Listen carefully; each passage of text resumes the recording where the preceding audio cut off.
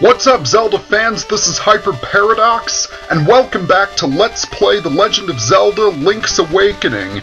In the last episode, we cleared the Eagle's Tower and clipped the wings off of the evil eagle, and we also opened the entrance to Turtle Rock.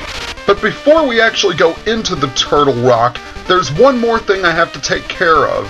There's a secret passage underneath this rock here, and if we go down in it, we can see that there is a Mad Batter here. The third and final one, actually.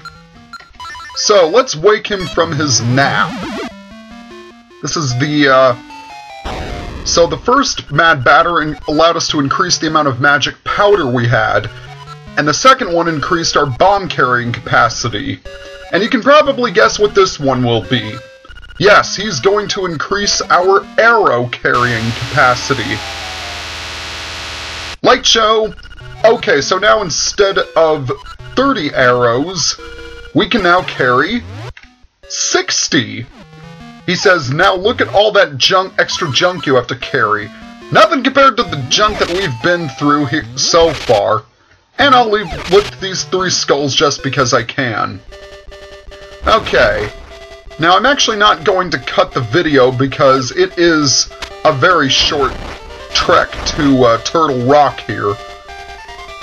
So once again, you go in through this cave, and once again, it's the only time you absolutely have to use the mirror shield, because that flame cannon will not... The first shield you get will not work on the flame cannon, as you probably have figured out. Okay, whoa, whoa, whoa, whoa! In case you're trapped in a like, I think you have to hit B in order to get out. So let's, get a piece of power! Okay, I wasn't expecting that, but I'll take it. And let's deal with you, too. And here we go! The 8th and final dungeon. Level 8, Turtle Rock. Yes, the final dungeon in A Link to the Past is also your final dungeon in Link's Awakening. But this is an entirely different Turtle Rock. And we have a new enemy. Quite possibly the most annoying in the game. The Vire. What he'll do is that he'll fly around shooting fireballs and stay away from your sword, which can make it difficult to hit him. But a couple sword swipes, he'll split into 2 bats, you destroy each of them, and he's gone. And take a look! It's our old friend the Hinox! Except now he's had blueberries. Because he's blue now. Okay, a couple sword swipes finish him off because we have red power. And here's another new gimmick, the moving tile. Basically, you use your D-pad in order to control where the tile goes. You have to fill in the missing gaps of the floor, all in one go. And once we do that, we can open the chest to get 20 pointless rupees. Okay then. Now if we go up here, we can see that there are some torches. However, they are too far away for us to light with magic powder, so we'll have to find another way of lighting them. Nothing we can do in this room for now. So let's go back and push this tile down. Oh, okay, I can just jump over it with the Rock's Feather. Okay, here we have another room with some sparks. We want to open that, and we get 50 pointless rupees. Yes, they're not just rupees anymore, they're pointless rupees. And check it out, it's Rolling Bones. We have not seen him since Tail Cave. Way back in the Tail Cave. As you can probably have guessed, this dungeon is absolutely littered with almost every mini-boss that you have faced in this game. Okay, so we have another Vire here. But the boomerang actually will make quick work of him. The problem is he likes to fly up on those near the wall so you can't reach him. But when you beat him, you get a key that comes down. Okay, so let's go down here and find that we have a vacuum mouth And the compass! Excellent! And we know how the compass works. You don't need to tell us. If we check the map and see what... If we check the map, we can see that there are 10 treasure chests in the dungeon. Not including the ones we already got. Yeah, this place is big. And I mean really big. In fact, I think it is the biggest dungeon. Just barely surpassing Eagle's Tower. And we don't need to deal with you. So what we'll actually want to do is now we'll want to go up across the lava. And we have another moving tile. So if we move this tile... Well, actually, no, we're not going to take care of that just yet. Okay, instead... we have to wait for this stupid fire to appear. Like I said, if you had the boomerang, it's much easier. Okay, a room with a lot of pots. And there is a switch in here somewhere. And it is right at the top left. And you can also get some magic powder if you're running low, and... yeah, I might as well. Even though I only have used up 2 handfuls. Okay, we have some mimics in this room.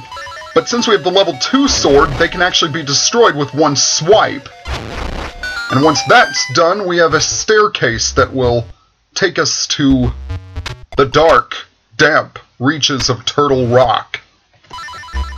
Okay, let's jump over. Another platforming segment with some Goombas. Good stuff.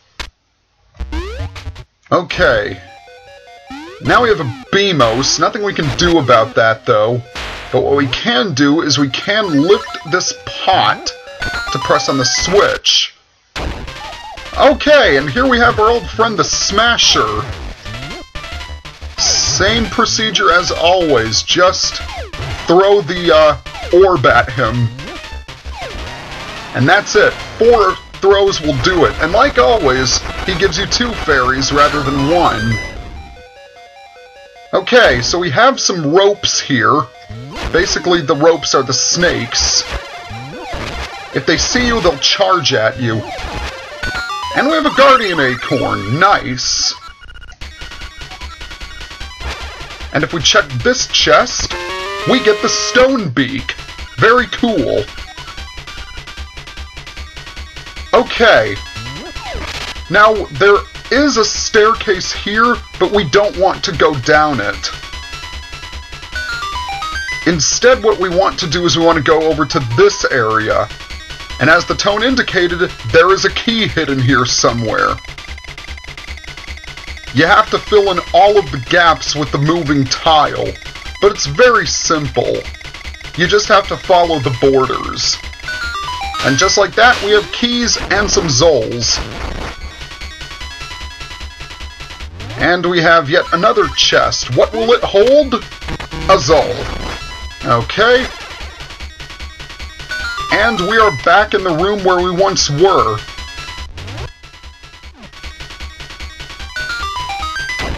Okay, let's jump over here.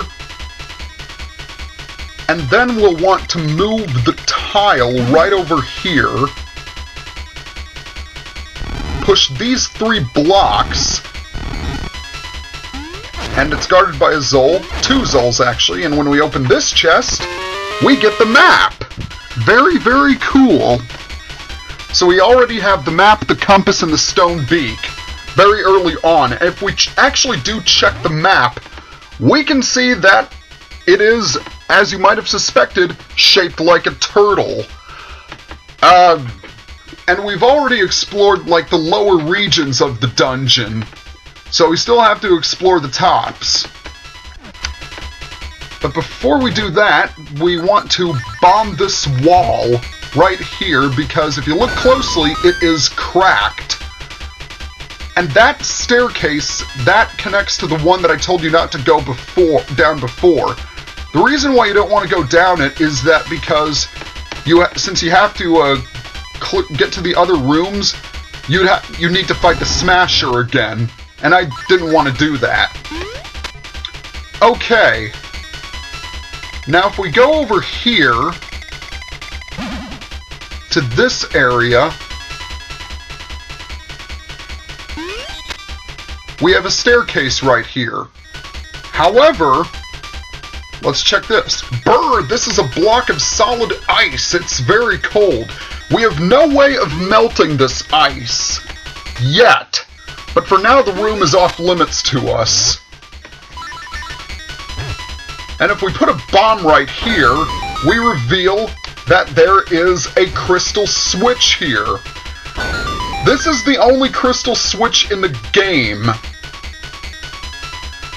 But we don't want to hit it. Not just yet, anyway. I'll explain this later on when we do hit it, though. But for now, we do have more of the dungeon to get through. So we need to make our way back to that giant lava pit with the moving tiles.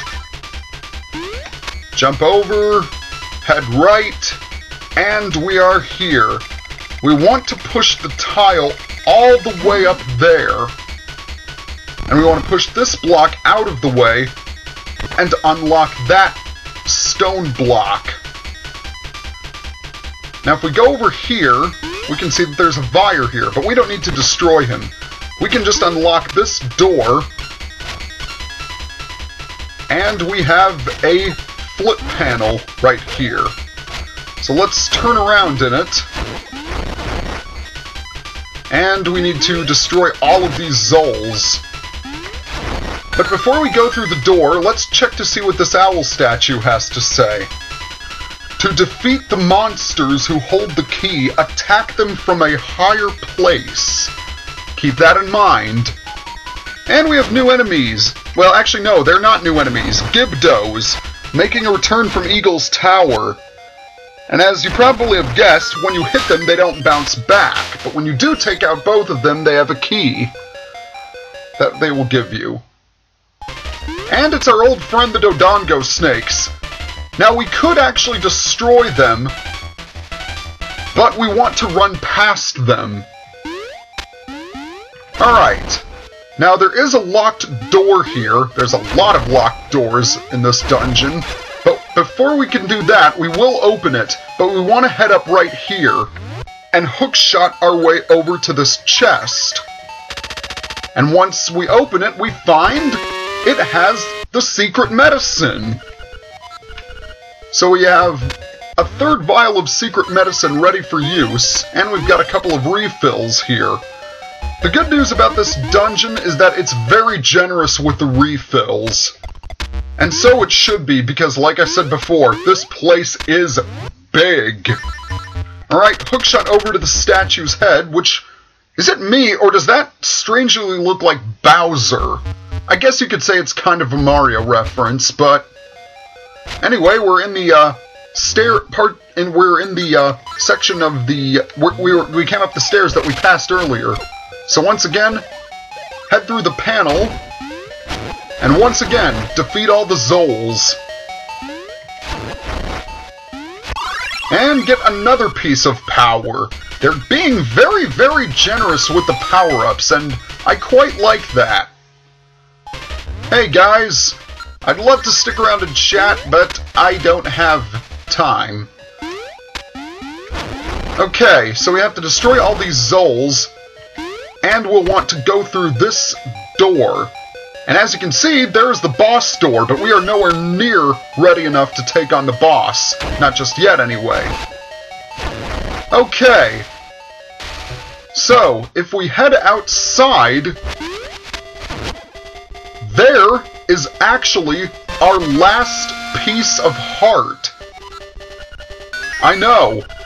That is the 12th and final piece of heart, because the last heart container is going to be gotten from the boss. Alright, so if we go up here, we can also see the 4th and final teleportal. Yes, it's located in the middle of Turtle Rock, who knew? But I think I'm going to end the video here, so next time in Let's Play Legend of Zelda Link's Awakening, we're going to finish up Turtle Rock. If you like my videos, subscribe to my channel, leave a comment below, or hit that, or give me a like. Later!